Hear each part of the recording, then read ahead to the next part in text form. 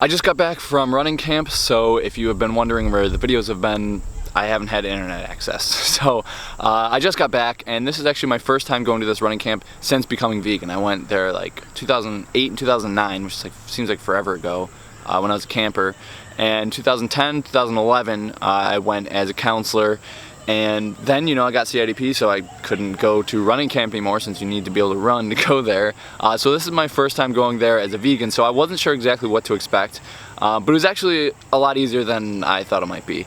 So I'm going to go over a couple different strategies that you could use if your camp that you're going to isn't as accommodating, because most places actually probably will be, especially in like the Northeast or maybe like the West Coast where things are relatively pretty progressive. But if you are going to like some kind of summer camp in like the Bible Belt or maybe just like some place that's pretty conservative, like it might be a lot more challenging. So hopefully you're not going to camp in those places. But like I said, it's 2016, it's pretty trendy. People actually know what veganism means now, and most people are pretty accommodating to that. And there was basically at our camp, there was like everybody else's food, and then we just basically went up to a window and just said, hey, what are the gluten-free options today? What are the vegetarian options today? What are the vegan options? Just like if anybody had any dietary restrictions, you went up to this window. So the first day I had oatmeal and just like some cinnamon sugar. I just like added some almond milk because they had almond milk, and just like some blueberries. So I would just say be creative if you're going to go to a summer camp. That'd probably be my best piece of advice. To be really creative. Like you may have to go to a couple different stations. Like I had to go to the cereal bar, and then I had to go to the window for the almond milk, and then I had to go to the fruit bar to add some fruit to it. Just you kind of got to be creative and just figure out what you can make with the food that you've been given. And also I would do my research if you know beforehand that you're probably going to be eating cereal every day. That's what happened to me a lot of the time. Like there was one day that they had vegan hash browns, and I think that's about it. Like oatmeal and vegan hash browns. All the rest of the time I was just eating cereal for breakfast.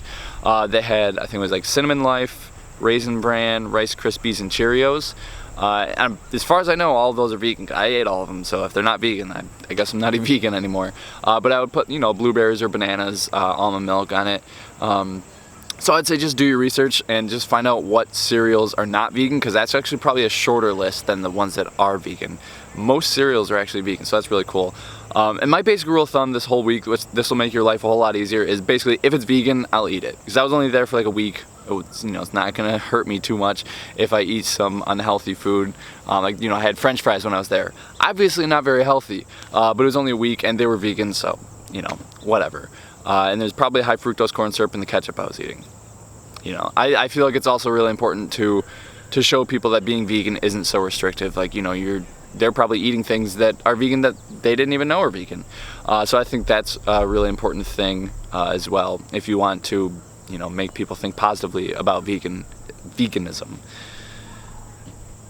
Another piece of advice I would give is to sort of plan ahead. Like if you're not sure if the camp that you're going to is going to have a whole lot of vegan options, bring some of your own food. Like find out what the rules are. Maybe at your camp you can have a mini fridge. In my cabin we couldn't, because it was a cabin, so we couldn't have a mini fridge. We could only bring dried goods, and we had to make sure they're in sealed containers because there are bears around.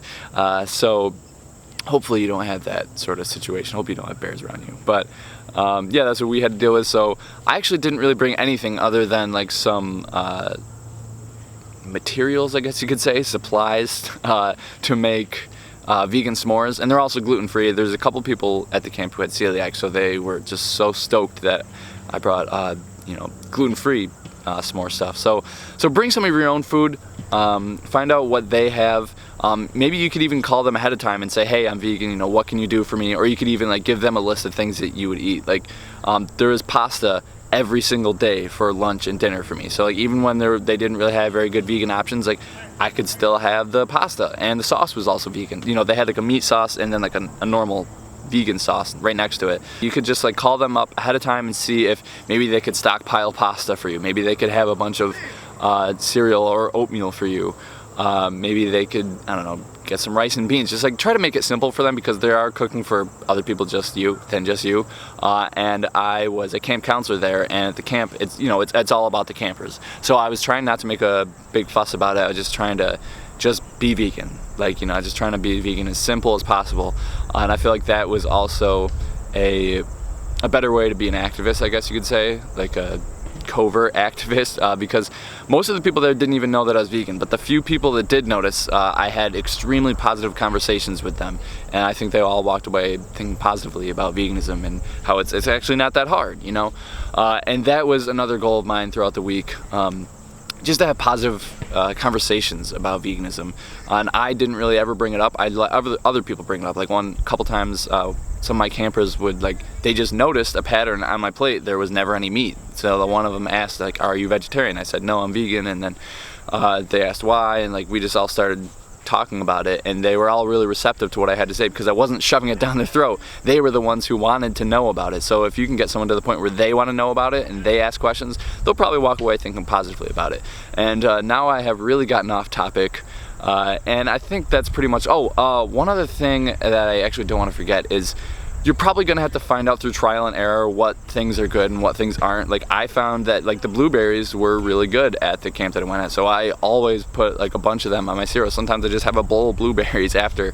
And I found out that the pineapple, the honeydew, the cantaloupe was usually kind of underripe, so I usually stayed away from those things. Apples and oranges were pretty consistent, so some things are just kind of trial and error, see what you like. Most of the time it's fruit, because fruit, I don't know, it's people don't know when fruit is ripe. They don't know you can wait for cantaloupe to be ripe. I don't know, maybe I'm the only one who knows these things. But yeah, some things you are gonna have to try through trial and error and be yeah, that tastes like garbage, I'm not gonna eat that.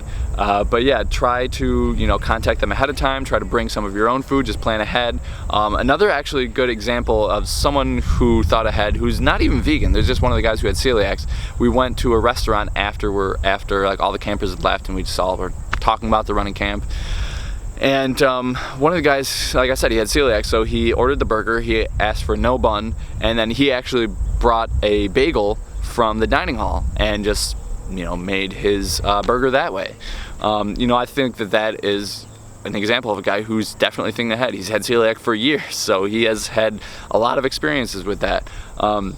So I mean, if you're not 100% sure if the bread or the bagels or anything are going to be vegan at the camp that you're going to, maybe bring some of your own. And I've never heard of any peanut butter or jelly that is not vegan. So you could just bring your own bread to the dining hall and then just make your own peanut butter and jelly sandwiches if you're not sure that they're going to have enough options for you. Or maybe you could bring your own almond milk. Maybe you could see if you can.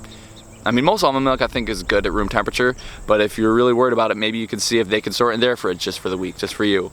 There's a lot of things that you could do in order to be vegan for a week. If you think that you can't be vegan for a week at a summer camp, then you're wrong. You just have to put a lot more effort into it than you might think. You might have to plan ahead and bring some of your own food. And really, I think that I covered all the topics that I wanted to cover, so I'm going to go for my run now.